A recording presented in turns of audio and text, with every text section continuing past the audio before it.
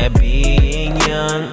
Welcome to Twenty-Allthings. My name is Kevin, and this is a web project dedicated to people in their 20s. So for today's episode, we have a familiar guest. He was on a couple of episodes ago, and I know him as a beloved leadership coach and life coach, and also a pastor.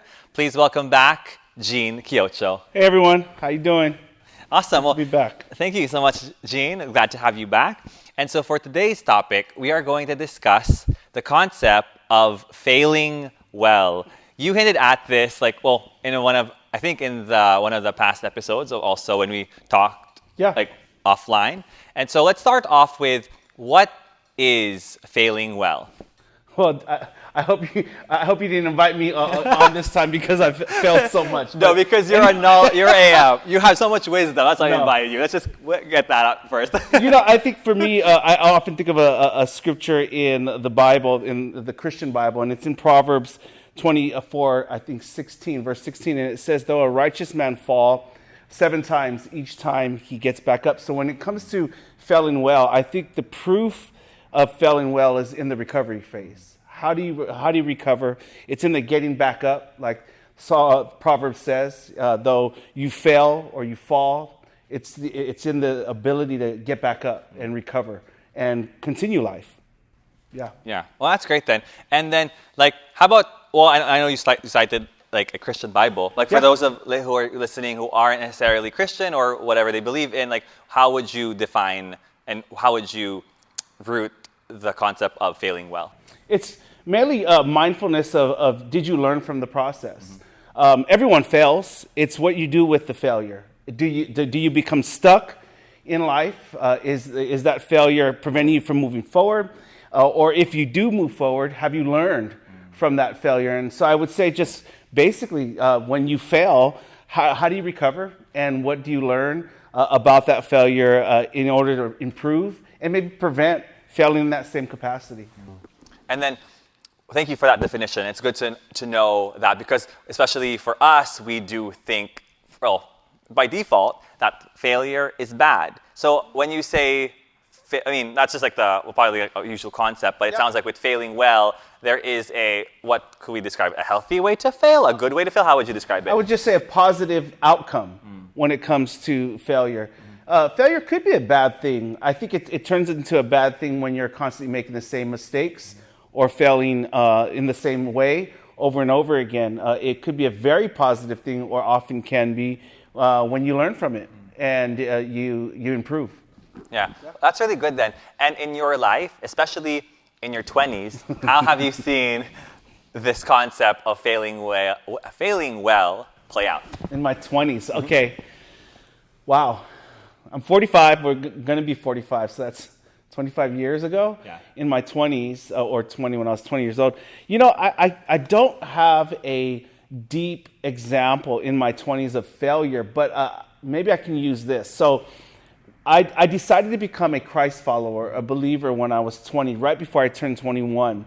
And I'm giving you this because it kind of draws into context. Not that I haven't failed in my 20s. I didn't have any big failures, only because when I became a Christ follower, everything about the mission of helping others, loving others, kind of consumed my life. So at age 20 to 21, and in my whole 20s, maybe 7 days a week, I was doing something. I was born and raised in San Francisco. And so on the weekends, we were either, trying to do good on the streets of San Francisco on 24th and Mission or 16th and Mission. Also spent time on Dolores Park. It wasn't the fancy park it is today. It was, home to a lot of gangs. Anyway, my 20s was consumed with serving. And so about 7 days a week, I was either serving the community, I was helping out with the unhoused homeless population, or I was going to church or some capacity. And so I didn't really have a whole lot of time to fail big because I occupied my time at least doing good. But I do remember when I was 23 years old, I hit a barrier.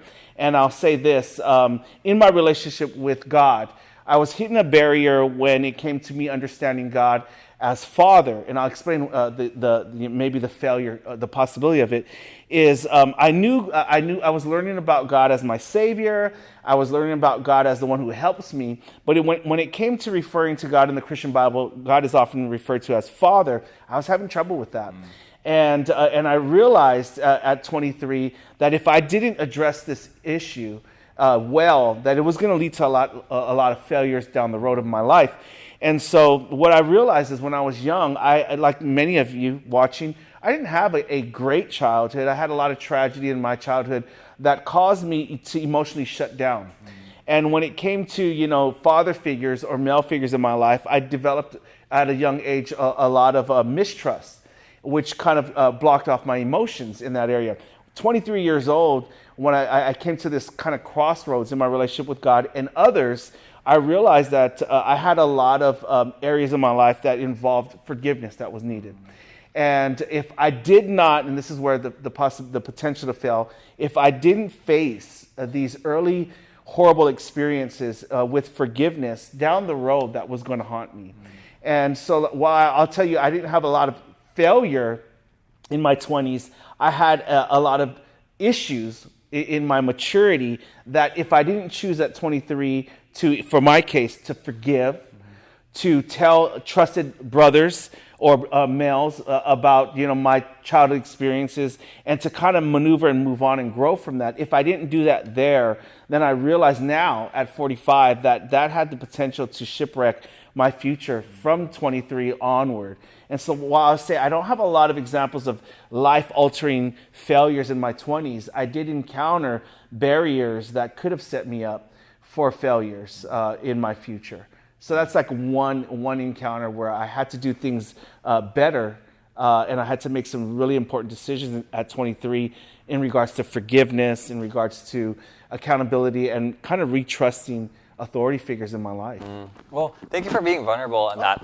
I really appreciate your honesty with that. And so looking back now, like years later, if you come up now, or possibly you may have come up with in your mind of like practical steps on how to fail well or how to overcome failure, however we're going to phrase it, like what are those practical steps? Well, first let me say this. Whenever you're encountering failure, there's three things I like to remember. Number one, don't overestimate the issue. Okay.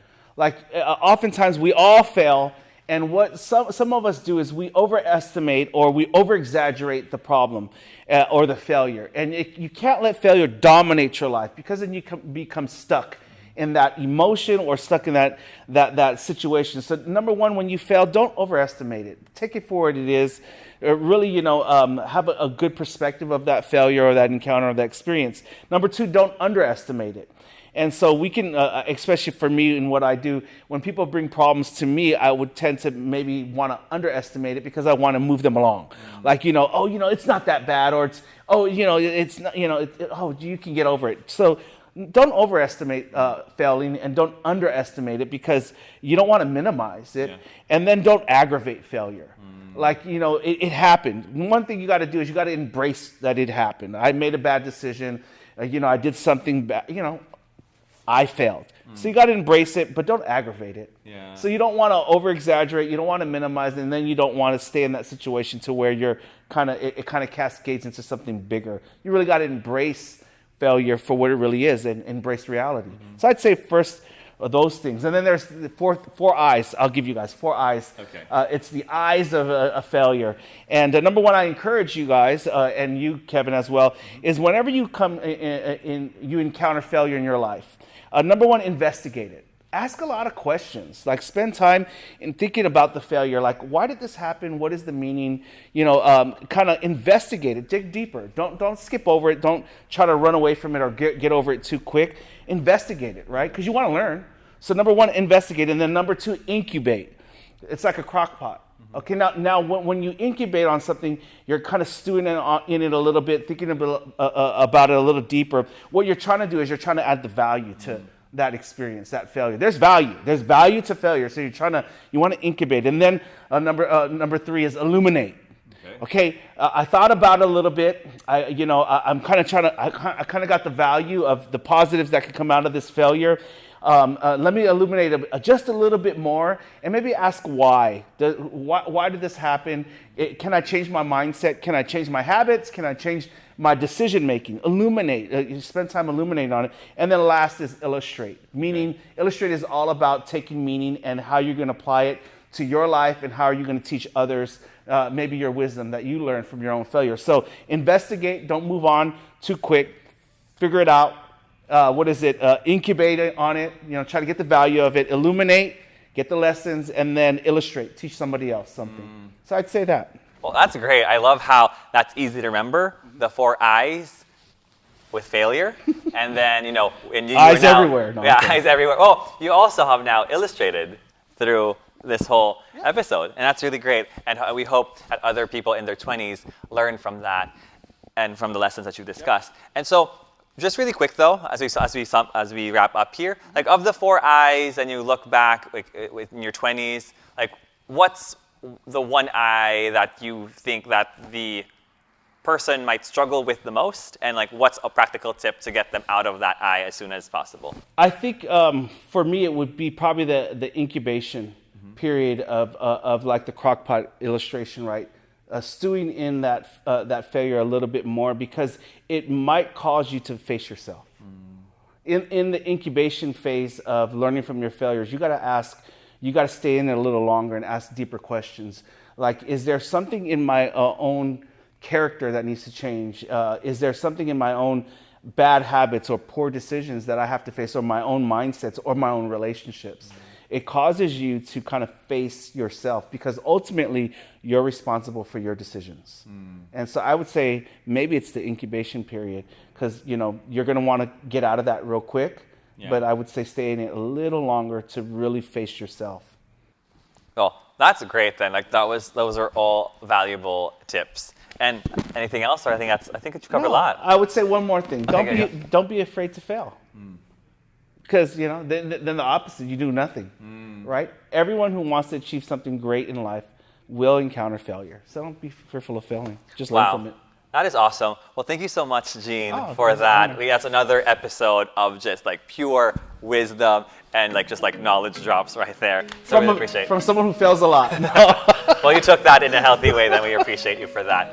Okay, well, we hope that you enjoyed today's episode. Again, for those of you watching, thank you for tuning in. We are on YouTube. And for those of you who are listening, well, we thank you as well for tuning in. We are on Spotify and Apple Podcasts. And thank you, Gene, for being here. It's an honor. Thank you. And we hope to see you next time for another episode of 20-Allthings. Yeah. Look. Yeah, I'm young, but I'm hungry. Here to learn, I won't let you take it from me. Grown talk, yeah, I'm talking 20-something. I don't know about much, but know one thing. I'm only good at being young. I'm only good at being young.